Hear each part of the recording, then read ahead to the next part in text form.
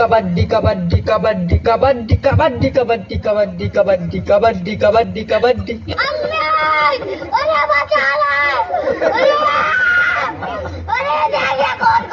मुझे जाने दो, मुझे जाने दो।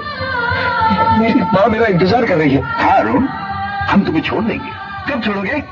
चोली साया जिंदाबाद जिंदाबाद जिंदाबाद मोट भौजाई जिंदाबाद जिंदाबाद जिंदाबाद पतील भौजाई जिंदाबाद जिंदाबाद जिंदाबाद लम्बी भौजाई जिंदाबाद जिंदाबाद जिंदाबाद छोट भौजाई जिंदाबाद जिंदाबाद जिंदाबाद करिया भौजाई जिंदाबाद जिंदाबाद जिंदाबाद गोर भौजाई जिंदाबाद जिंदाबाद जिंदाबाद नई भौजाई जिंदाबाद जिंदाबाद जिंदाबाद पुरान भौजाई जिंदाबाद जिंदाबाद जिंदाबाद भौजी का बहनिया जिंदाबाद जिंदाबाद जिंदाबाद भौजी का माई जिंदाबाद।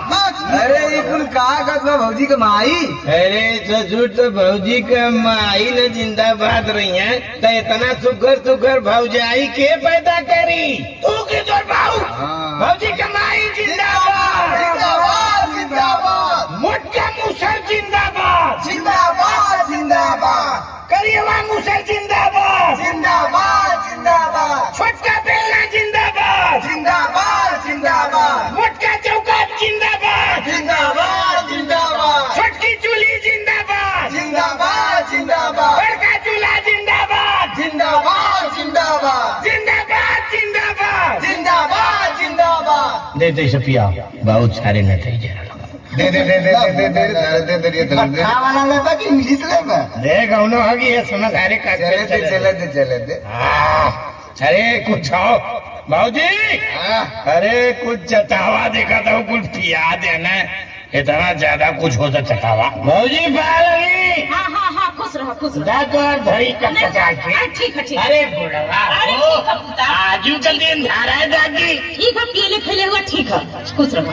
तब जाऊं पिया तोरो जवाब तो मिलिट्री में रहला का कौन हा तोरे हो ललका रमवा पलटिकवा वाला है हम पियाइब ना खाना बनौले है खइबा का बनौले हो मुर्गा बनौले है। तो नानो खइबा ने अच्छा पर ई मीटिंग मु लेके चल जो करिए केन जो तो ना अरे खाए ल बड़ा नारा लगौला है कुल भौजाई है तो यार नारायण लगौला तब है ना कहा थे कि बनौले ही खा ला तनी जोर रही। मुट्ठी वाला बनौले जो मुट्ठिया वाला बनावल जाला मुट्ठिया में लगे खाना कुल हो हट्टा पुता तू तो हमेशा मूड में रहेला। अरे मुट्ठिया का कहा जाला ए का करिएगा क्या करिएगा रे एक रोल। अच्छा रे एक रोल नहीं रे गुजिया गुजिया बनौले हाँ बनौले काठे खइबा गुजिया कहे छे हो तो हिलत बड़ा पहले हिलत तो बंद करा। अच्छा खाई ए भाजी का भैया ना भैया तो है लोगों ने कहीं गए मूड में हुई है। कह दी कि नंबर लगा देती है माई हमारे मोबाइल ना हमारे मोबाइल तो भैया लेके गए तेरी की तो वही पूरा बकलन दे काम बतावा सनी ये के हम नंबर कहाँ लगाओ का दी तो मोबाइल में नंबर लगावा था राती के लगाओ रतिया के एक टाइम अरे कौनो अस्त्र हमारे ना हो तो तुम लोगन का वस्त्र ना हो हमारे बदे बाबूजी ठीक है तो कक्का कक्का देख ले वो तो लुंडा रही महीना मुंड में रहा राती के देख ले। अच्छा ठीक है जा जा अच्छा राती के आ जा बहुत ही ना जा दे दे ले जा दे दे दे घोड़ा बात दे ले मोटकी भर जाई भाई पोखरियाले मंदिर पर केष्टा होता।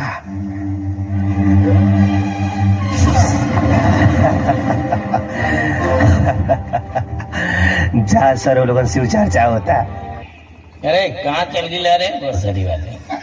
हे भगवान जान छूटल किसो ट्यून